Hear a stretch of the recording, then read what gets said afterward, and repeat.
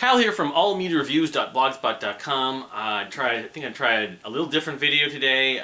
Been going through a lot of old stuff. Of course, I grew up in the VHS and DVD era, DVD a little bit later. And so I've been going through some of my boxes and I consolidated, I don't know how much of it. It's probably 60-70%. I've got some in a booklet, but I'll do another video if I have to. I'm just going to show all my music DVDs that I've consolidated at this point, which, like I said, my estimation is maybe 60 or 70%. Maybe it's a little more. I don't know. I will also plan to do DVD, like television shows and movies at some point, but I'm not going to talk that much about these. I'm just going to go through these. So, I mean, some I may more than others. This first one I have here, alphabetically, this is the number. They were a short-lived band called 100 Foot Snowman. I don't know where they were from. Maybe somewhere in Virginia or Colorado. I can't remember. They were really good. They had 2 EPs, potential like sort of college prog, alternative progressive rock band, a little bit like Minus the Bear or who's the other band? I don't know. They had 2 really good EPs. They had a chance to get signed by a label, and the label wanted to take like 80% of the profit. So they would really not be making any money, probably losing money. So, but they did a live. I don't know if this was at South by Southwest or 2009. I mean, no one knows the track list. Their biggest, maybe, one song that got a little bit of attention was called Estranged. Anyway, 100 Foot Snowman. The members have gone on to do a band called the Zookeeper's Palace, which was like a mixture of Mew or influenced by Mew. Anyway, 100 Foot Snowman live 2009. I got this from the band before they broke up. So I have Jeff Buckley's live in Chicago, which I'm not sure, this isn't like around the time of Mystery White Boy. Might have been, and I've got an extra DVD. I think this might be the DVD that came live in Chicago, and then Grace Around the World, which came with it, or it might have come with my box set and I stuck it in here. I don't know. Anyway, most of these DVDs, sadly, I've only watched a couple of times, but he does do pretty much all the Grace stuff. There's extras, of course, acoustic song discography, some acoustic versions of Last Goodbye and So Real. But yeah, performances, trends, and experience between live in Chicago, May 13th, 1995. So, you know, long before I ever knew who he was. So, all right, again, alphabetically. So I go into the F's. Fate's Warning. I think this is the only one I have from them. I have some VHS from them, but I know they had a live at Dynamo, which was like in like Greece or something, or Italy. But I don't have that one. This was The View from Here, not the name of the Giraffe album, but you know, this is a live performance. I want to say around the time of Disconnected. You know, again, it's one that I've only I've only watched a couple times. Although, it looks like this stuff is actually some of the official videos. Actually, yeah, I'm wrong about that. Or these are the official videos actually. So I'm totally wrong about being live. So they did official videos for Pleasant Shade Grace. Some of it's live. It's hard to read that, unfortunately, with this. But, you know, it came out around the time of Disconnected. Disconnected studio footage. You know, honestly, I don't know how much I ever watched this. I probably watched some of it, or at least watched the whole thing once, but which is kind of the unfortunate case of a lot of music DVDs for me. So Bella Fleck and the Flecktones. This could have been under B, under F. I always put it under F. I got him to sign it, maybe? One of the members to sign it. Bella Fleck and the Flecktones, a band I've seen live a few times. Live at the Quick. I know I didn't pay a lot of money for this. I may have got this at the show, actually. They're a great live band, Bella Fleck, and of course Victor Wooten's played with them. It's kind of related to jam band, bluegrassy jam band, but you know, he's just a savant or a maestro on banjo, Bella Fleck, and his band. You know, I'm not that into jam bands, but you know, there's a few exceptions. You know, I'm not like addicted to him, but you know, the few times I've seen Bella Fleck and the music I've listened to, I do like. I've never heard Bella Fleck I didn't like, but it only goes so far with me. But this came out in, it's like 2 hours, the show. They don't do any covers. They have a song called Big Country, but and Hoedown, so that might be in sort of a an arrangement like ELP did Hoedown. That that standard country western. 2002. The ELP did it. People know ELP from doing Hoedown. So, all right, and then it's weird to be mixing him in with this group, but I do have Kevin Gilbert. I'm embarrassed and sad to see the condition of this. Welcome to Joytown, Thud Live at Troubadour. The live CD came out with it because he had Live at Troubadour, which I didn't show. I don't have like a separate original copy of that CD, unfortunately, but I have this. This is weird. I'm missing the second disc, unless it's in here. No, it comes with a few extra things, which, if I could order this, I would, but it's got welcome. Right around the time of Nuts and Bolts, and I got the Welcome to Joytown shirt, photos of him, like from a movie theater. I don't know what this is. Something maybe my receipt or something like that. Golden ticket. I got, this is the golden ticket, which I showed once on another video.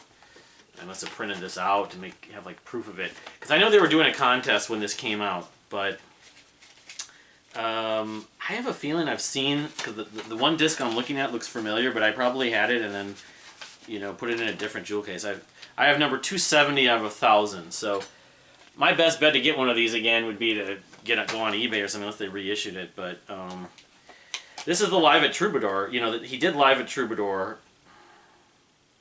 Yeah, it's in perfectly fine condition. The Live at Troubadour live album, which came out, I want to say 95. I think it was before he passed away.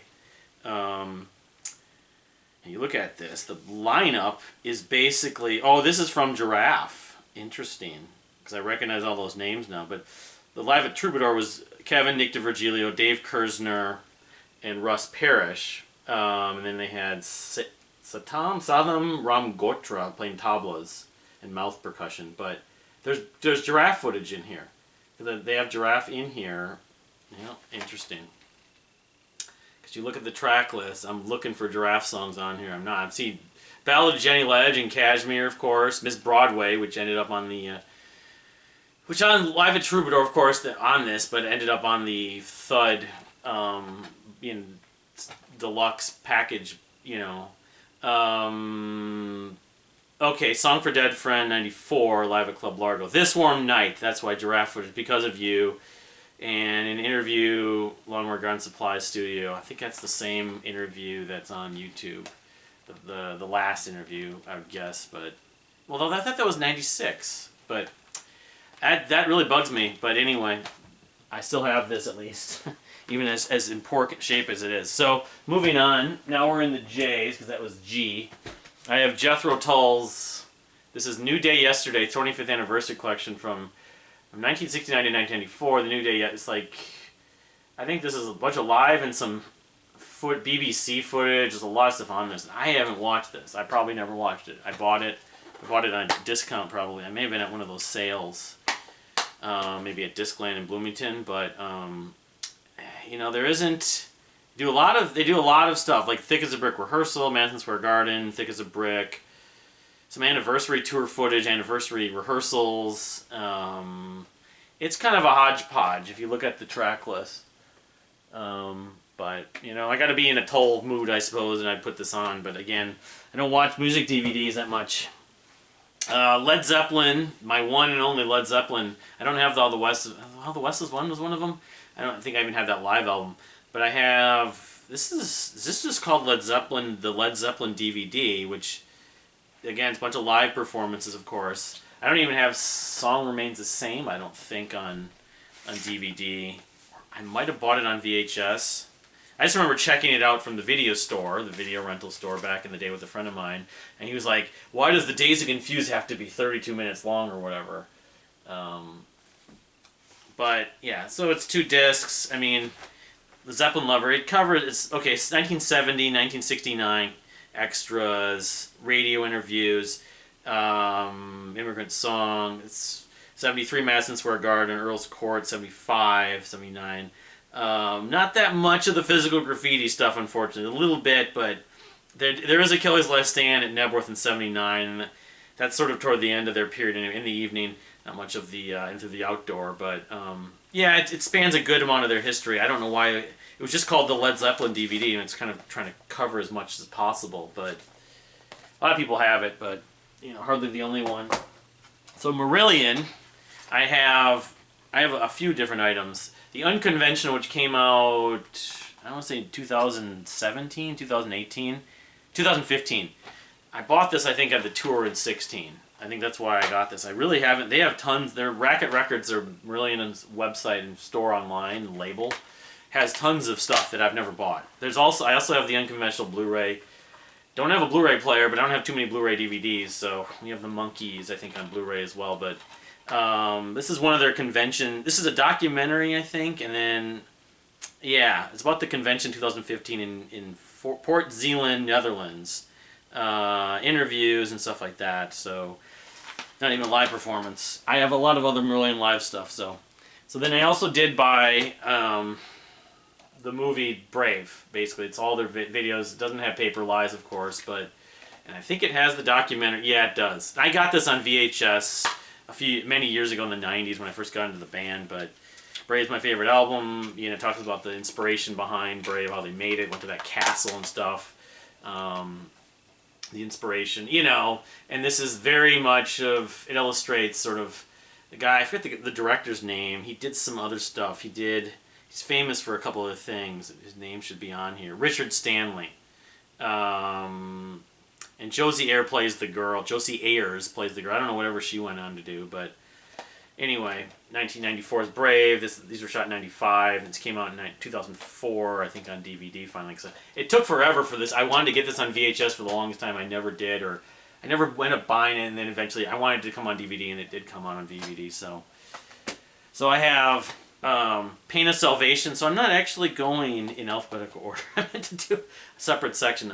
I went out of order here, but Pain of Salvation's B. Again, this has been beaten up. I can tell you this, I'm in the Messages to God, if you have this. my messages in there to God. It came out in 2004. They filmed it before the album even came out, I think. And I don't know this. But anyway, if you like B, I like B. It's not in my top, 4 or 5 Pain of Salvation albums, but it's a very ambitious project. And some people think the live version, the video and live version, is better than the actual recording, which I can't disagree with, but this came with the CD, as you can see. But again, this is taking its toll, just moving around. That's what happens with this stuff. If your physical media gets ruined. So, Pink Floyd's Live at Pompeii, the director's cut. People love Live at Pompeii. Of course, they perform live in front of no one. In effect, that it's near like a volcano, or not a volcano, but it's in Pompeii.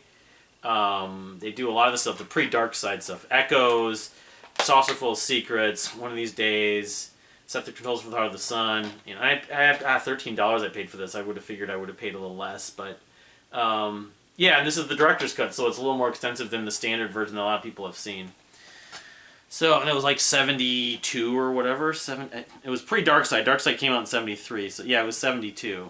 And then, director Adrian Mabin brings us a brand new version of a legendary film. In addition to the existing interviews shot during the 1972 recording of Dark Side of the Moon, this cut features unique personal footage of the band working on Live at Pompeii. Working. They were there performing basically with those just unreal acoustics. So I got this as a Kickstarter campaign because they went dormant. There's this band called the Polyphonic Spree. They're like the sort of maybe the Godfathers in some way of quote-unquote chamber pop rock with wall of sound, modern wall of sound, like, what's his name? The guy that from the 60s. Anyway, I like the Polyphonic Spree, a little bit like Bella Fleck and the Flecktones. They're probably a better live band than they are a studio band, but this is live in New York City. It came out in like 2014, or was recorded in 2014, but I'm not a huge fan, but I'm a big enough fan, and I wanted to support them, and this was a cool little item with their campaign that I got. So I think the campaign was for this and to maybe make the new album. I can't remember. So, and then I have, this is not the only Porcupine Tree I have, but it's going to be the only I'm going to show today, because I have Arriving Somewhere, I believe, somewhere around here. I have Porcupine Trees live in Bethlehem. This is at Nearfest, the first time I saw them, 2001.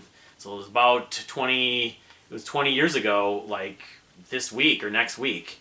This is pre In Absentia. So they did a lot of the stuff from Lightbulb Sun and Stupid Dream, some of the earlier stuff, Hate Song. It's a great performance, and they played almost, I think it was like an hour and a half. But Voyage 34, especially if you like the early Porcupine Tree, this is definitely worth seeing. They look a lot different, but 20 years ago, I don't remember if I got this I think I got this at a show. But I have, like I said, I have Arriving Somewhere. But alright, so then I'm going to go on. Here's my Dream Theater stuff. I meant to show this right after like Jeff Buckley or whatever, but I have the two VHS tapes that came out, Live in Tokyo and Once in a Live, for 5 Years in a Lifetime, which came out on DVD. This is like early 2000s.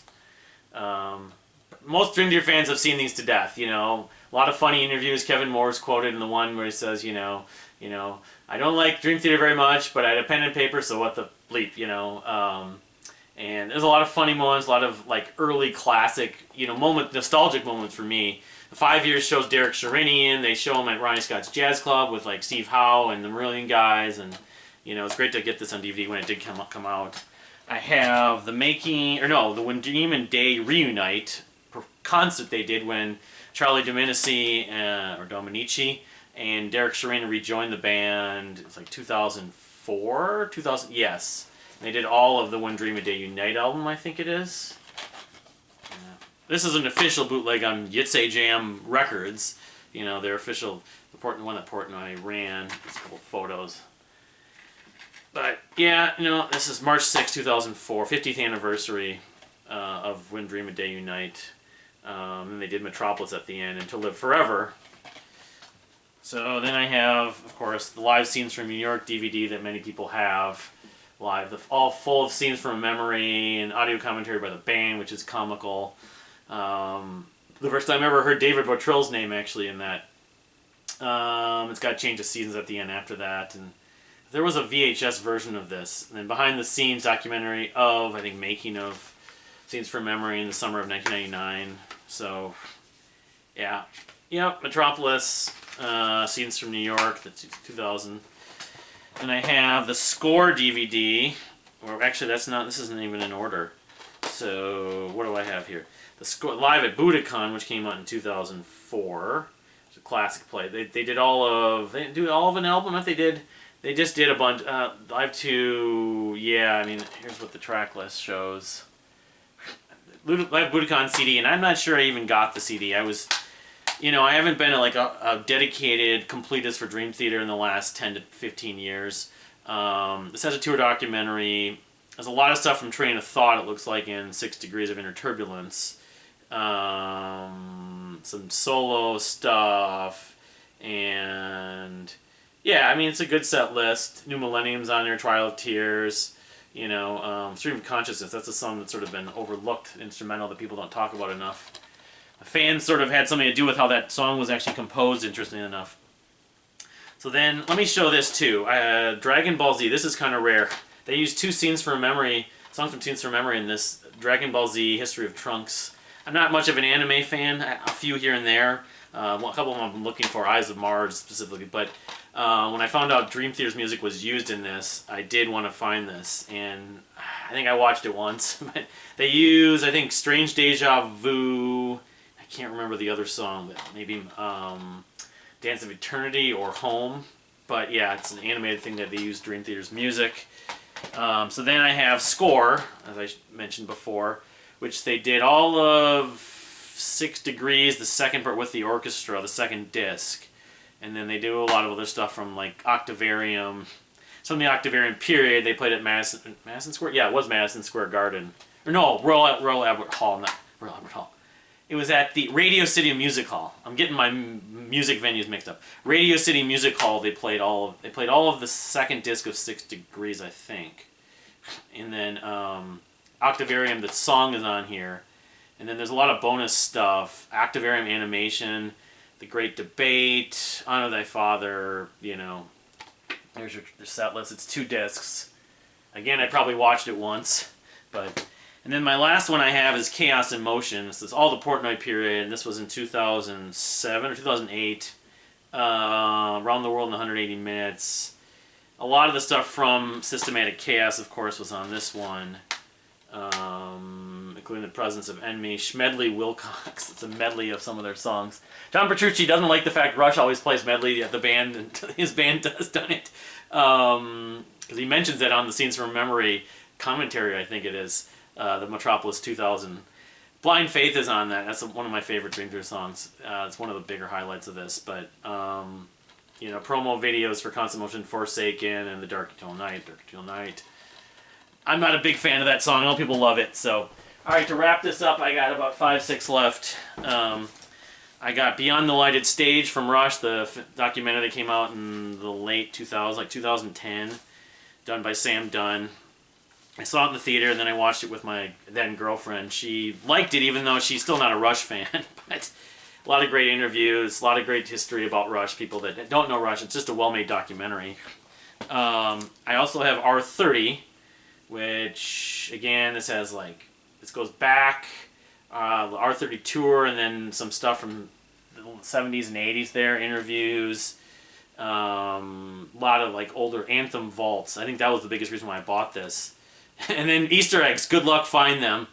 Between the Wheels was on this set list. There were some songs that were pretty rare. That was one reason why I wanted this. And then they did part of Hemispheres. Didn't do all of it. There's only one tour they did, and that was the 78 Hemispheres tour. I know Geddy couldn't sing. It's not his natural range to sing, but some interviews and stuff. I think there's an R40 one too that I never got, but you know, you can't buy everything. You know, you just can't. I can't, at least. Ritual Live from Shaman, the late Andre Matos' second band, well, third band technically, but from the Ritual tour, the first debut album from Shaman in the early 2000s, 2002. There's some issues with this DVD not being synced up at points, I think, but I never got to see Andre live. This is the closest thing. I never saw Angra. I did see Angra. I never saw Angra with him, but yeah, there's, you know, I love that Ritual album especially. Fairy Tales on this. You know, Over Your Head. I know they didn't have Derek Sherinian guest star, unfortunately, but then there's some other stuff at the video clips of Fairy Tale and Making of the Ritual tour.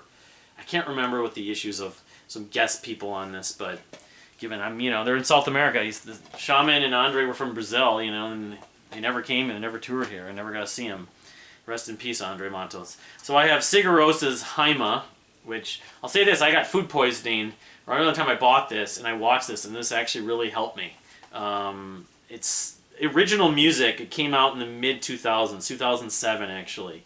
And it has footage from other stuff, the Aegis version tour, I think it is. I never saw Sigur Rós. My wife actually oddly did, and she didn't like them. She got free tickets before I knew her. But yeah, when I was in Arizona, I ended up getting food poisoning. I ended up buying this at Zia like the day before I had the food poisoning. But I've had two surreal experiences with Sigur Rós. I'll tell about the other one another time, I think, when I went to go see them. Go see this. I think it was this movie. It might have been this movie, or I ended up seeing live at midnight when it was like 10 below out at a theater, so in Minneapolis. I have Spock's Beard, Don't Try This at Home, live in Holland, and then making a V or 5. Of course, I don't think this is the one, but you know, V of course has The Great Nothing, which was largely inspired by Kevin Gilbert, but it's got a great set list. They released a live album called Don't Try This at Home. It was a VHS tape, and they put this on here, but the making of V, I think Neil may have talked about Kevin a little bit. I haven't watched this in a long time, but so yeah, I mean, this is from that period. It came out in 2002, so it was right around the time. It's before he left the band, Neil. You know, so. And speaking of Neil, I have Transatlantic's Building the Bridge live in America, the first American tour. Or the second one. I think this was to support. No, actually, this was just to support SMPTE. It has both actually. Bridge Across Forever, and so, you know, the period that I really love Transatlantic. Yeah, I mean, I've watched this maybe once or twice. It's got, but the track list of Live in America is from just the SMPTE tour, but the documentary is the Bridge Across Forever tour the next year, 2002. So the last piece is, yes, I got this with the magazine, full authorized story unavailable. I got this through Classic Rock Magazine, or was it Prog? I can't remember. Classic Rock Presents. It was before they had Prog Magazine. It was just Classic Rock. So anyway, yeah, there's some others I'm obviously not showing, and I'm thinking I might want to do a couple of videos probably for all my VHS. I have a lot of bootlegs too, but thank you for watching. Be sure to subscribe and give it a like, and I'll see you next time.